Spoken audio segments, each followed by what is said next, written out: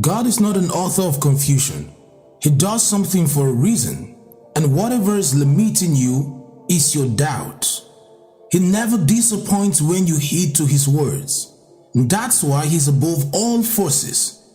As a believer, I made it my job to study the words of God and let Him guide me. I know that those words have never failed me. There are people God removes from your life for a reason. They might have overstayed their welcome and all of that, but God removed them. Listen to God's voice telling you to flee, to move away from them and start a new life. You will see the result of your decision moving forward. It's normal for people to leave their life for anything to go the same direction that they had come from. That's why the word loss exists. We will lose the best thing we have ever had, but in between, let it go. Stop holding on to them. You are a new chapter, constantly trying to exist, trying to understand the word. And in understanding the word, you need to get a clue that letting go is very vital. Letting go means moving on, not letting your past define you. If you let your past define you, you are going to remain stagnant at some point. You are the daily handwork of God. God doesn't want you to remain stagnant without moving forward, without leaving your stagnancy trying to make sense of this world. You might feel pain, you might feel downcast, you might feel that they shouldn't leave because you want to cling to them, to hold on to them tightly. But there are times that you should let go. When you let go, you can concentrate and build a better thing with other people, with what your future has in store for you. When God pulls that person away from your life, remember that it's because He has a divine plan to fulfill in your life. Some people are not adding anything to your growth. Cut them off. Only welcome those that God approves. God's plan is always divine. There is so much happening in the world that doesn't please God. He doesn't want you to partake in all of these. You are God's handwork. Hold on to Him tightly. He has a word for your life. Ecclesiastes chapter 3 verse 1. There is a time for everything and a season for every activity under the heavens. The time to become serious.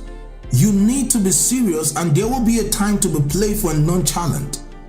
When you believe in God, you have given Him the power to take over your life, to do His wills. So, when God perceives that the friend isn't getting you on the right path, He is going to remove them from your life because He cares for you. That's why He's your Father. He comes to you when it's the appropriate time. He will pull you away from whatever that's hindering your growth at that time. Human beings can be obstacles both knowingly and unknowingly. God rescues His children when He feels that the path is thorny and not the right one to follow. Also, we are human beings and we don't understand everything. The world is full of toxic people, and sometimes we humans barely identify it. Maybe because it's been a part of us and we really can't identify it anymore.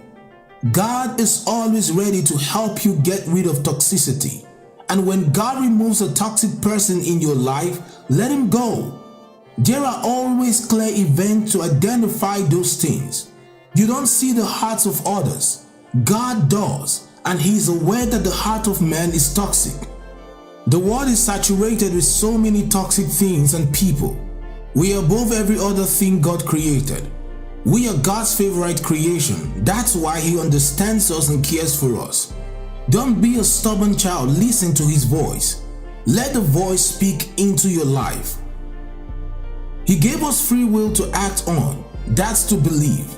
Amid the toxic world, if you exercise your free will and you believe, you are inviting God into your life. There is always the right person for us, and God understands who is right for us and who isn't right. With too many people in this world, you are met at the crossroad trying to make decisions. But with God, He makes the decisions.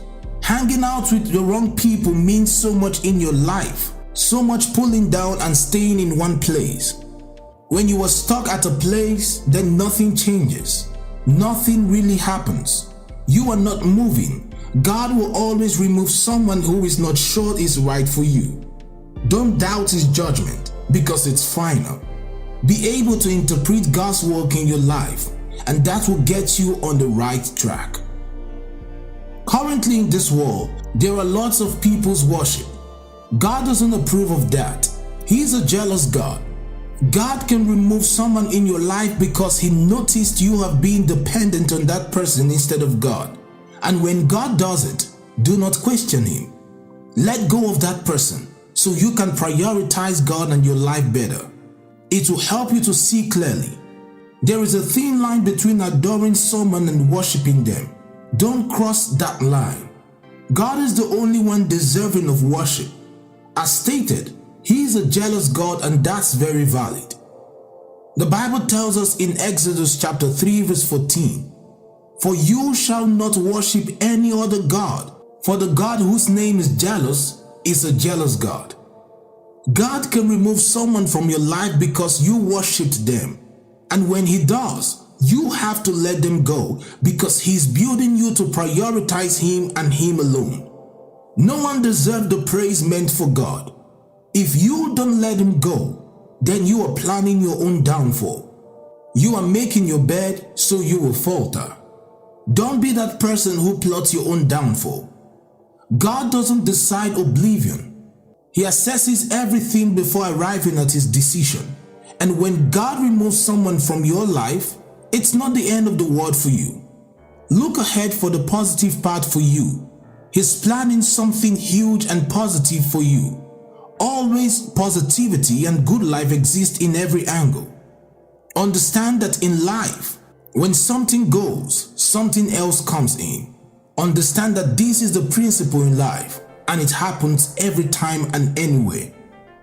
And it happens in every area of our life. When God removes someone from your life, it will seem like that person rejected you because they said it's over.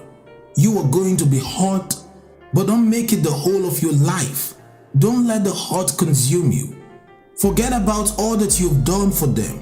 That's how life works. Get your head up and back in the positivity. The positivity of what today is all about and what tomorrow is going to be, rather than the past that had gone. You are powerful in Christ Jesus. Psalm 121 verse 7 tells us, "The Lord will always protect you from evil. He will keep your soul." The whole situation might have ended on a bad note, but no matter what they are planning, they will never consume you because you are victorious. You are a winner. You have God and nothing will win above you. Believe and all your desires shall come to pass.